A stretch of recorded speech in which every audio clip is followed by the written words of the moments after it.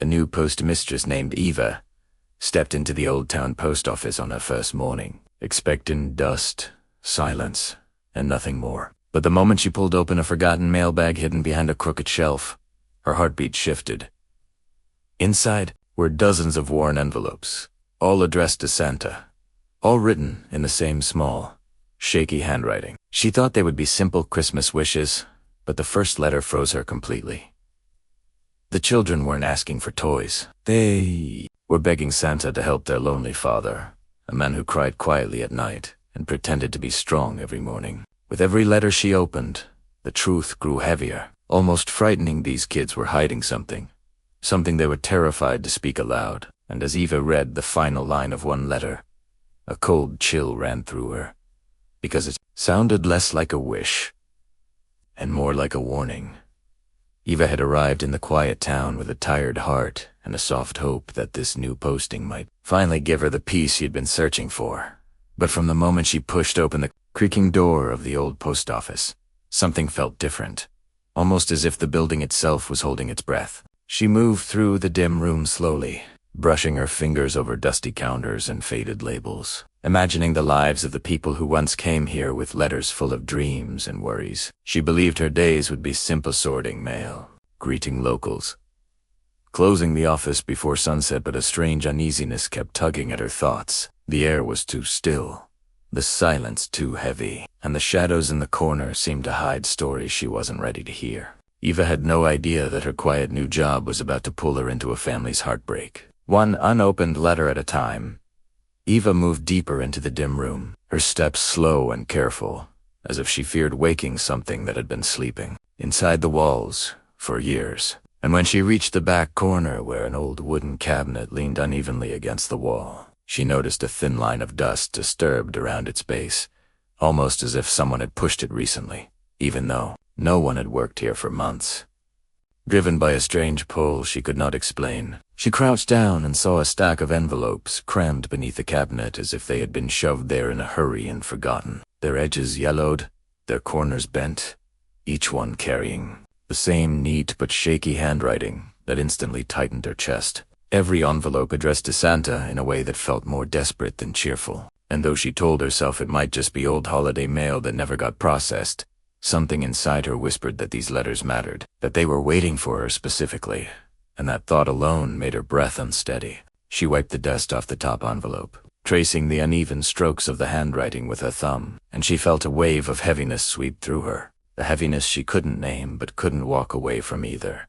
And even though her morning tasks were still untouched, she knew she wouldn't be able to focus on anything until she understood why these letters had been hidden. Curiosity, gentle but fierce, wrapped around her like a hand leading her forward, and before she could convince herself otherwise, she slipped her finger under the seal and opened the first letter, the paper trembling slightly in her grip as if echoing the fear inside her. The letter began simply, almost too simply, with a child's voice speaking to Santa as if he were their last hope, and Eva felt her throat tightened when she read the words describing their father.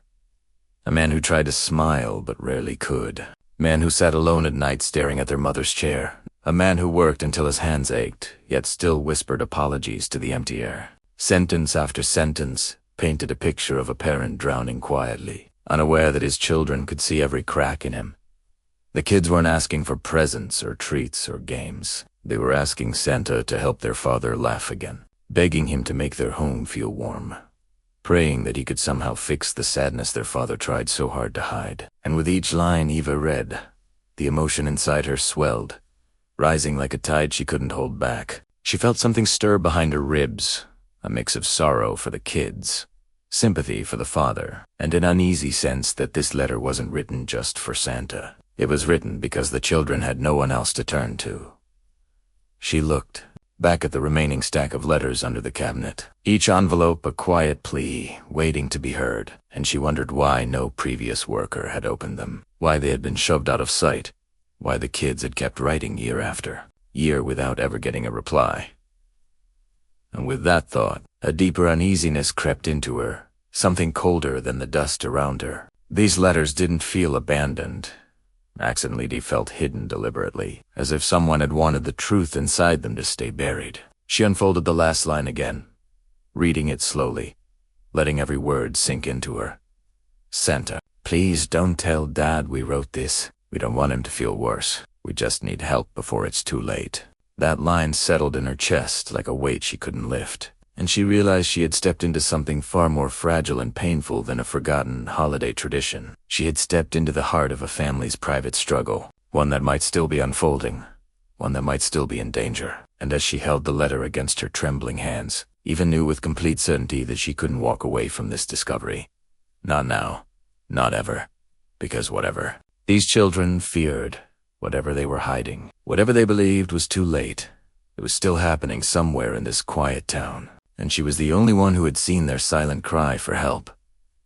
Eva kept the first letter pressed lightly between her fingers as she reached for the second one, unable to stop herself, because something inside her insisted that every envelope held a truth she needed to see. And when she slid the next sheet open, the children's voices grew even clearer, as if they were standing right beside her, whispering their fears into the quiet room. The letter began with a gentle apology to Santa for writing again, explaining that they were two siblings trying their best to stay brave after losing their mother, hoping their father would somehow find light again, even though he worked from morning until night just to keep their home steady.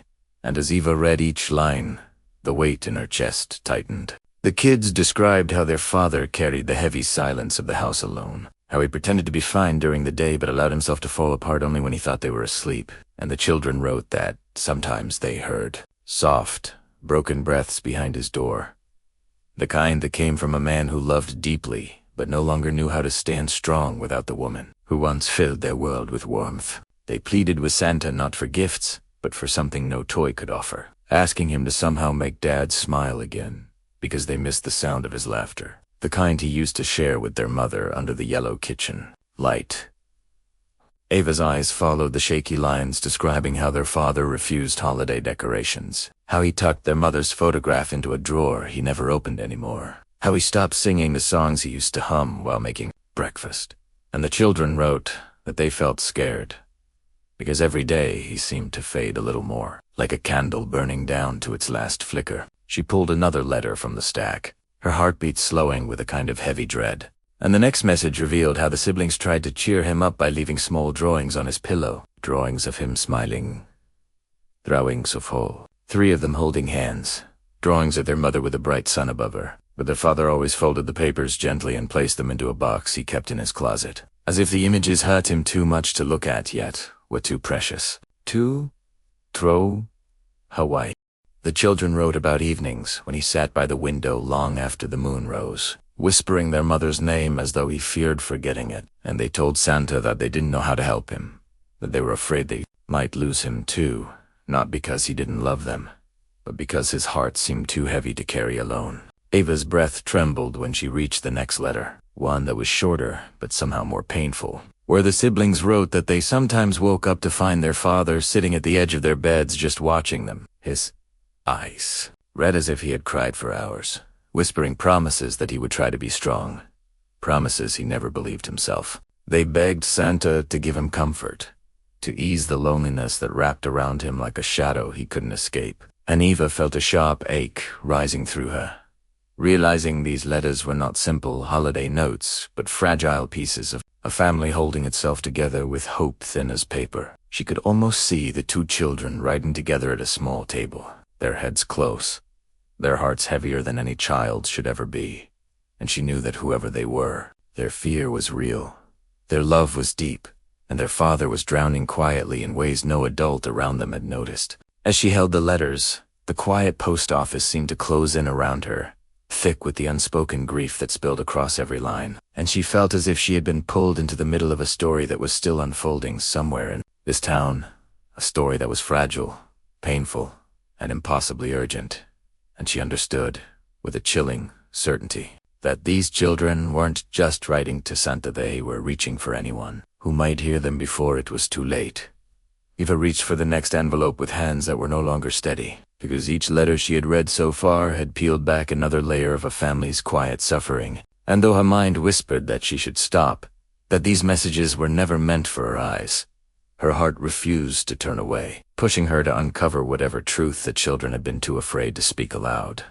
And when she opened the next sheet, The first line struck her so sharply that she felt the air leave her lungs. For it said, "Santa, Dad says he doesn't need anything, but we think he's giving up."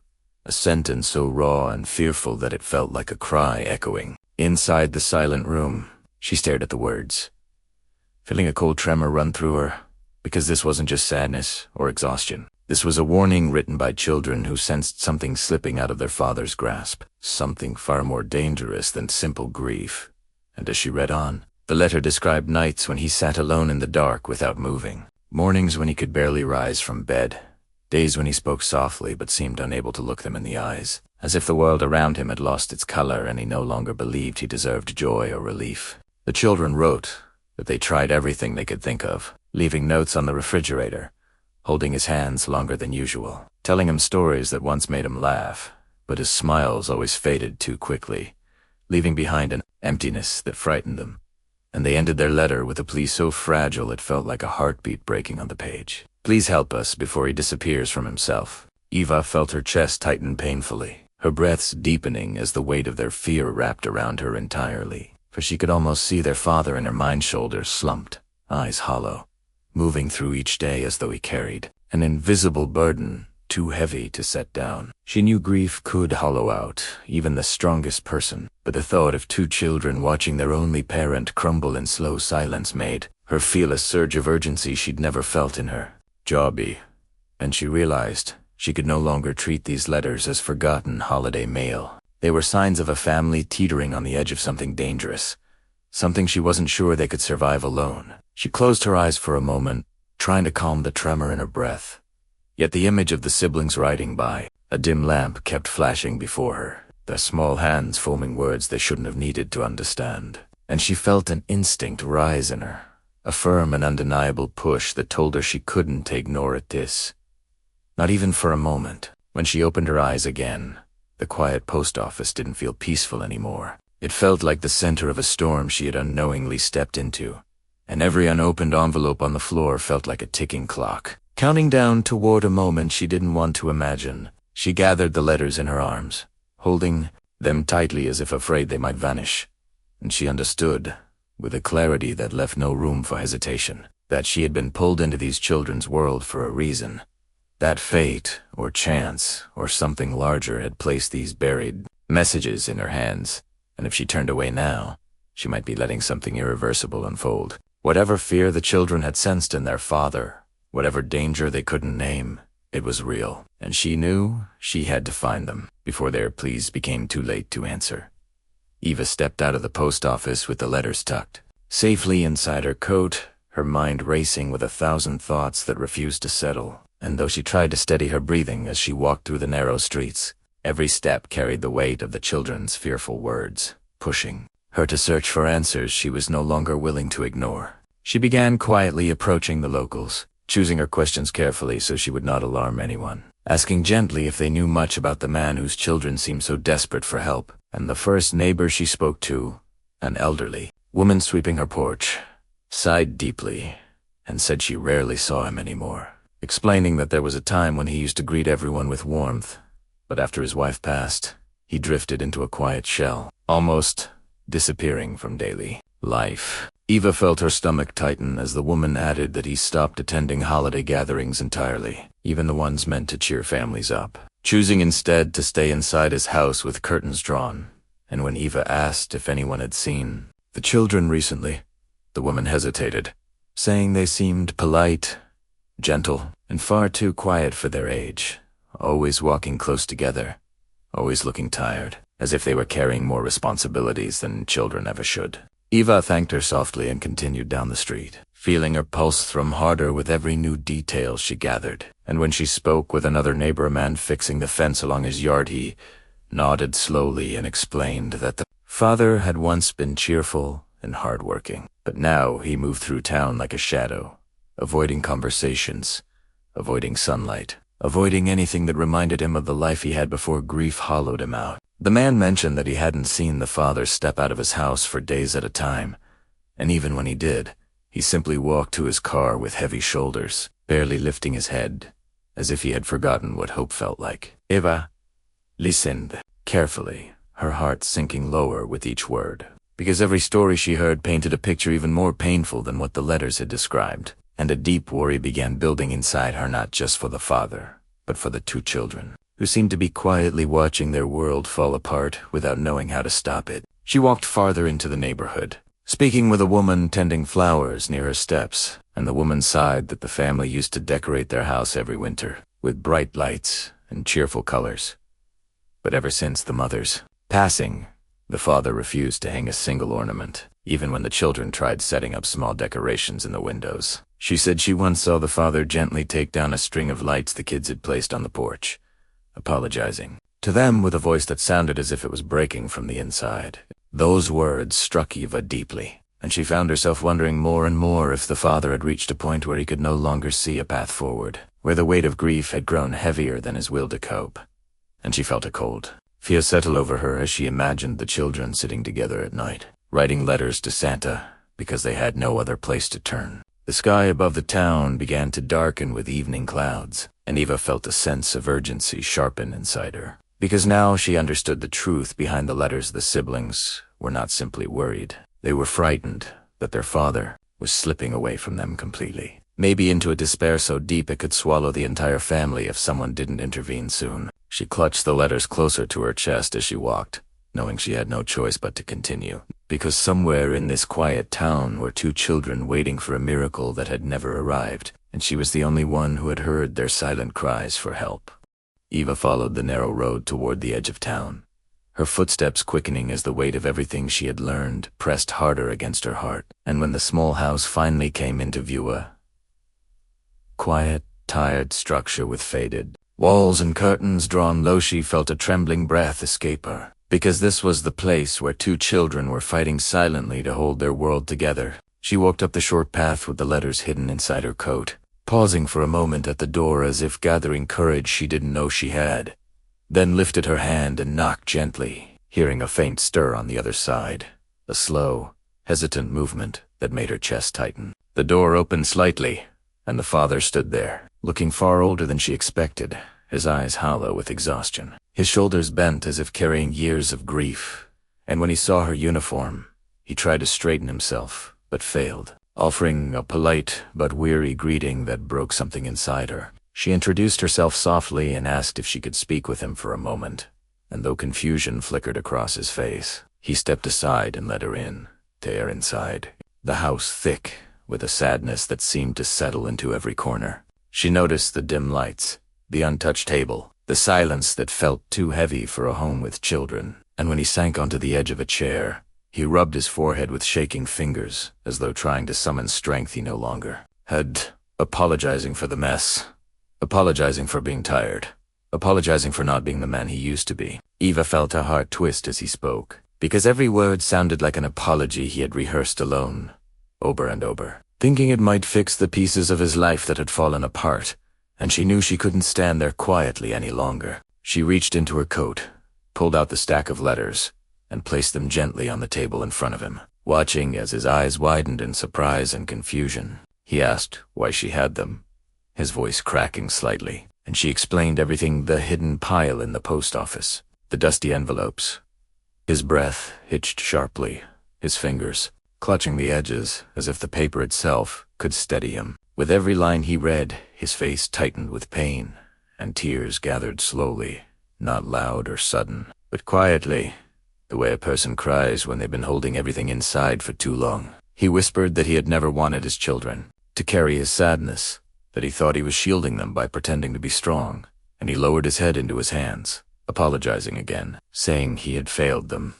Sajing I didn't know how to be both father and mother without losing pieces of himself. Eva stepped closer, her voice gentle but firm as she told him what the children had truly written, that they weren't angry, that they weren't disappointed, that they loved him with a depth far greater than he could imagine, and that all they wanted was to see him smile again, not for their sake alone, but because they missed the light he once carried. She told him that grief didn't make him weak, that struggle didn't make him a failure. And as her words settled over him, something in his expression shifted, a faint but unmistakable spark flickering beneath the exhaustion, as if hope was waking inside him after a long sleep. Before he could respond, small footsteps sounded from the hallway, and the two children appeared hesitantly, their eyes wide when they saw their father crying, and for a moment they froze, unsure if they had done something wrong. But when he opened his arms with trembling hands, calling their names with a voice full of emotion he could no longer hold back, they rushed toward him without hesitation, wrapping their arms around his neck, pressing their faces into his shoulders, holding him as if they had been waiting for that moment forever. Eva watched the three of them cling to one another, their tears mixing with soft whispers of love and relief, and she felt warmth bloom in her chest, a warmth that spread through the room like the first light after a long night, because this was the moment the children had prayed for in every letter, the moment the father finally realized that he wasn't alone, that he was still needed, still loved, still part of a family fighting for him with all the strength they had left. Eva stepped back into the house a few days later with a small group of neighbors behind her, their arms filled with warm meals, soft lights, and gentle smiles. And as the family opened the door, the tired walls seemed to breathe again with the sudden warmth spilling inside. The children gasped with joy.